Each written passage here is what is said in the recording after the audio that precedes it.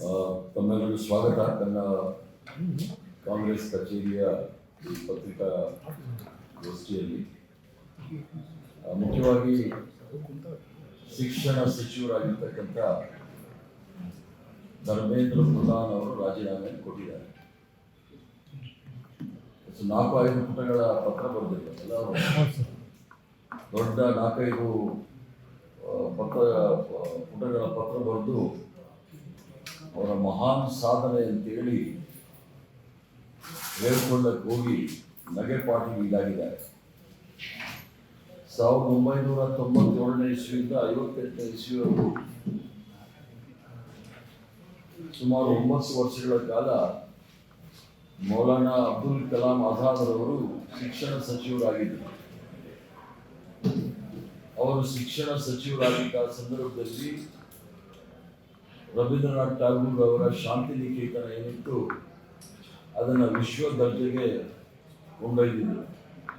ತದನಂತರ ಬನಾರಸ್ ಹಿಂದೂ ಯೂನಿವರ್ಸಿಟಿ ಇರ್ಬೋದು, Aligarh Muslim university ಇರ್ಬೋದು, JNU ಇರ್ಬೋದು, ಇವೆಲ್ಲವನ್ನೂ ಸಹ ವಿಶ್ವದಲ್ಲೇ ಒಂದು ಪ್ರಸಿದ್ಧ ಶ್ರೇಷ್ಠವಾದ ವಿಶ್ವವಿದ್ಯಾನಿಲಯಗಳಾಗಿ ಪರಿವರ್ತನೆ ಮಾಡಲು ಬಹಳಷ್ಟು ಸಹಾಯ ಮಾಡಿದಂಥ ಶಿಕ್ಷಣ ಸಚಿವರ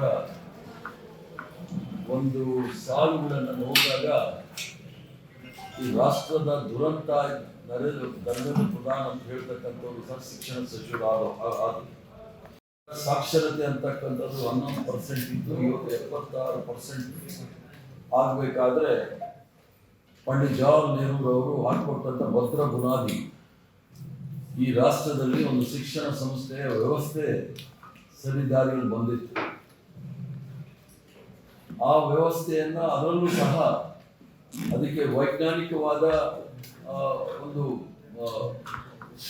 ಮನೋಭಾವ ಬರಬೇಕು ಅನ್ನೋ ಮೂಲ ಉದ್ದೇಶದಿಂದ IIT, IIM, AIIMS, Indian Institute of Science ಇವೆಲ್ಲವನ್ನೂ ಸಹ ಪ್ರಾರ್ಥನೆ ಮಾಡಿ ಈ ದೇಶದ ಭವಿಷ್ಯವನ್ನ ಮಕ್ಕಳು ನಿರ್ಮಾಣ ಮಾಡಲಿಕ್ಕೋಸ್ಕರ ಎಲ್ಲ ರೀತಿಯ ಸೌಕರ್ಯಗಳನ್ನ ಪಂಡಿತ್ ಜವಾಹರ್ಲಾಲ್ ನೆಹರು ಅವರು ಮಾಡಿರ್ತಕ್ಕಂಥದ್ದು ನಾವು ನೋಡಿದ್ದೇವೆ.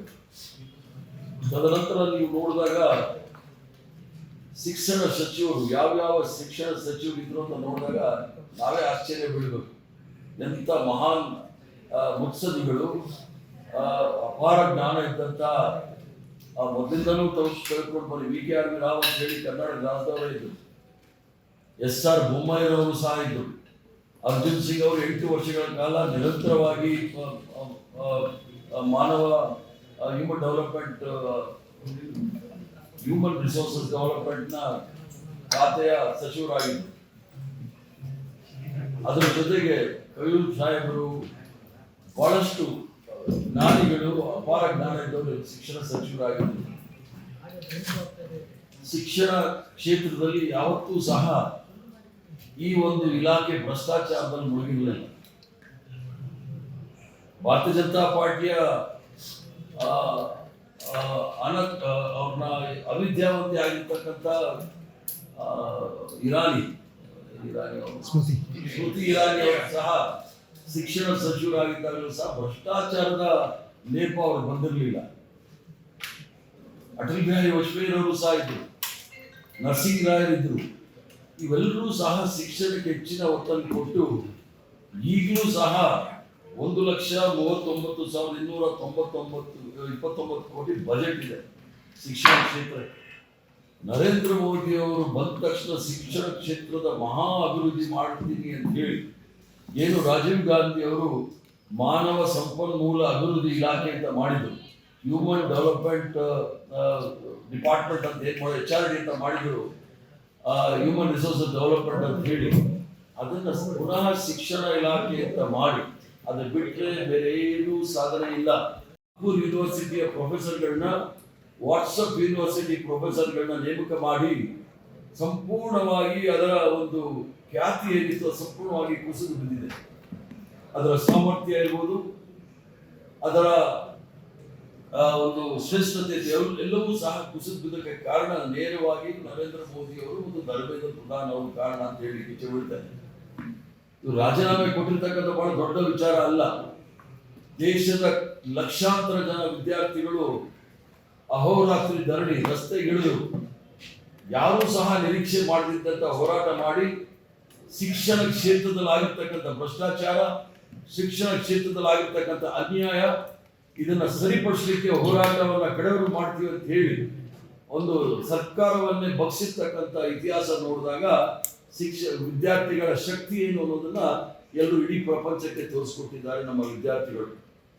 ಇವರು ಸಹ ತಮ್ಮ 4 ಪುಟದಲ್ಲಿ ಬರ್ಕೊಂಡಿದ್ದಾರೆ, ನಾನು 40 ವರ್ಷಗಳ ಕಾಲ ಶಿಕ್ಷಣ ಕ್ಷೇತ್ರದಲ್ಲಿ ಕೆಲಸ ಮಾಡಿದ್ದೀನಿ ಅಂತ ಹೇಳಿ. ಯಾವ ಶಿಕ್ಷಣ?